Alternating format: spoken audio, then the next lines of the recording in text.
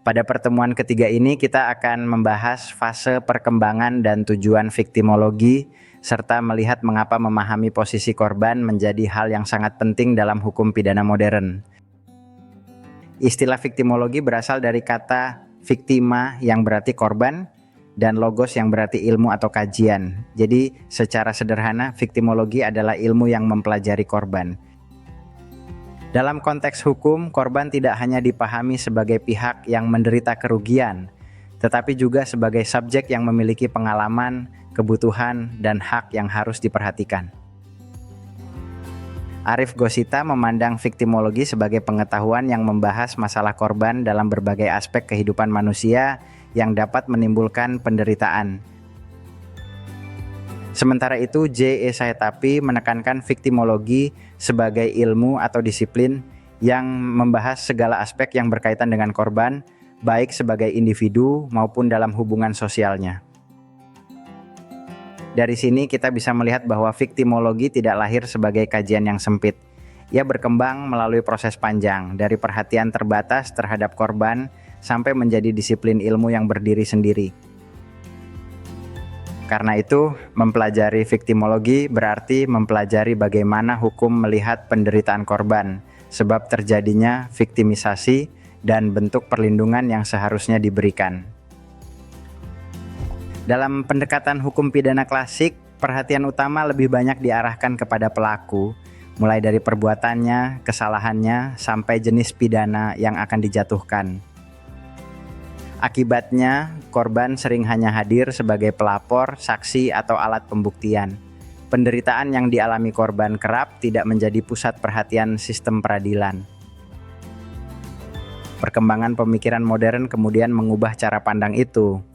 Korban mulai ditempatkan sebagai pihak yang juga harus dipulihkan, bukan sekadar pihak yang mengalami peristiwa pidana. Pemulihan tersebut mencakup aspek fisik, psikis, dan finansial. Jadi, perhatian hukum tidak berhenti pada menghukum pelaku, tetapi juga pada memulihkan kehidupan korban. Disinilah muncul dasar pemikiran restoratif justice, yaitu upaya menyelesaikan akibat kejahatan dengan melibatkan kebutuhan korban, tanggung jawab pelaku, dan kepentingan sosial yang lebih luas. Dalam praktiknya, pendekatan ini berkaitan dengan restitusi, rehabilitasi, dan berbagai bentuk pendampingan agar korban tidak menanggung dampak kejahatan sendirian. Jadi, pergeseran dari offender-centric ke victim-centric menunjukkan bahwa hukum pidana modern tidak hanya berbicara tentang kesalahan pelaku, tetapi juga tentang keadilan yang dirasakan korban. Perkembangan viktimologi tidak terjadi dalam satu tahap. Ia tumbuh secara bertahap, mengikuti perubahan cara masyarakat dan hukum memahami korban. Pada fase awal, perhatian viktimologi masih sangat dekat dengan hukum pidana klasik. Fokus utamanya adalah korban tindak pidana dalam arti yang murni. Fase ini sering disebut penal victimology atau special victimology. Kajian utamanya menyoroti hubungan antara pelaku dan korban dalam peristiwa kejahatan tertentu. Karena itu, ruang lingkupnya masih sempit. Yang diperhatikan terutama adalah bagaimana korban terlibat dalam tindak pidana, bagaimana penderitaan muncul, dan bagaimana relasi dengan pelaku terbentuk. Kemudian berkembang fase general victimology. Pada tahap ini, perhatian tidak lagi terbatas pada korban kejahatan saja. Korban kecelakaan lalu lintas, kecelakaan kerja, dan berbagai musibah mulai masuk ke dalam kajian. Artinya, penderitaan korban dipahami dalam konteks sosial yang lebih luas. Perluasan ini menunjukkan bahwa viktimologi mulai melihat korban sebagai fenomena kemanusiaan, bukan hanya sebagai bagian dari perkara pidana. Tahap berikutnya dikenal sebagai new victimology. Di sini, kajian viktimologi menjadi jauh lebih kritis dan multidimensional. Korban pelanggaran hak, penyalahgunaan kekuasaan, kejahatan korporasi, dan pelanggaran hak asasi manusia juga termasuk dalam pembahasan. Dengan demikian, fokus viktimologi tidak lagi hanya pada siapa yang dirugikan oleh kejahatan, tetapi juga siapa yang dirugikan oleh struktur sosial, kebijakan, dan kekuasaan yang tidak adil. Dari fase penal ke general lalu ke new victimology, kita bisa melihat satu arah yang jelas. Kajian tentang korban bergerak dari ruang lingkup sempit menuju pemahaman yang semakin luas, kritis, dan berorientasi pada perlindungan manusia. Kalau kita bandingkan, fase penal atau special victimology memiliki fokus yang paling sempit, yaitu korban tindak pidana dan relasinya dengan pelaku. Objek kajiannya terutama berada dalam peristiwa pidana yang konkret. Karena itu, orientasinya masih sangat dekat dengan proses penghukuman dan pertanggungjawaban pelaku. General victimology memperluas ruang lingkup itu. Korban tidak lagi dibatasi pada kejahatan, tetapi juga mencakup kecelakaan dan musibah yang menimbulkan penderitaan.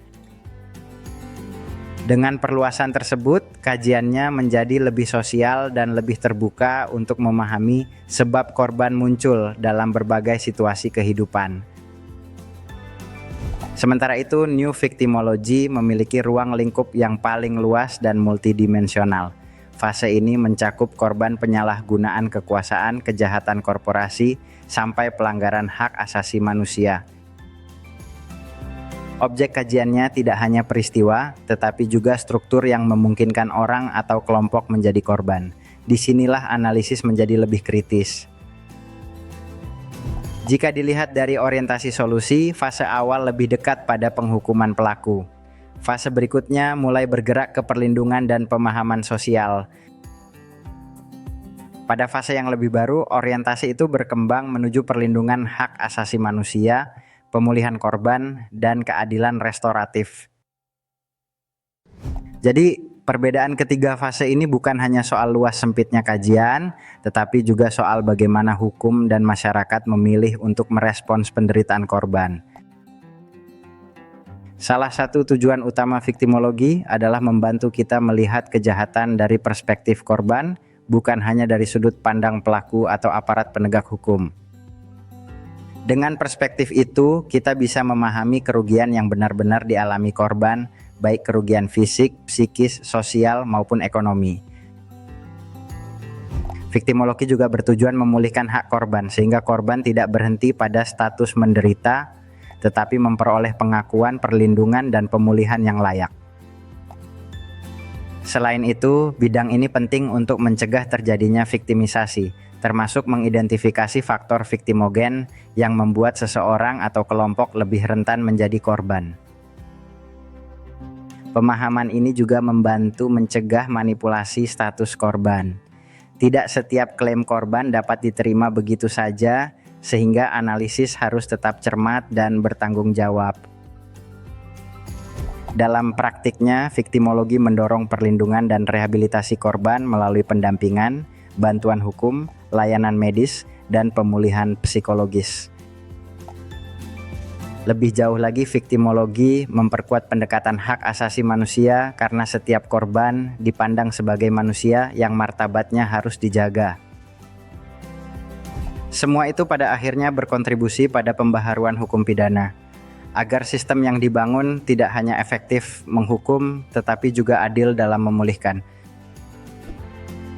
Di Indonesia, implementasi victimologi dapat dilihat secara nyata melalui peran Lembaga Perlindungan Saksi dan Korban atau LPSK. Peran ini memiliki dasar hukum dalam Undang-Undang Nomor 13 Tahun 2006, yang kemudian diperbarui melalui Undang-Undang Nomor 31 Tahun 2014. Melalui kerangka tersebut, korban dan saksi dapat memperoleh perlindungan, bantuan, dan dukungan yang lebih jelas dalam proses peradilan.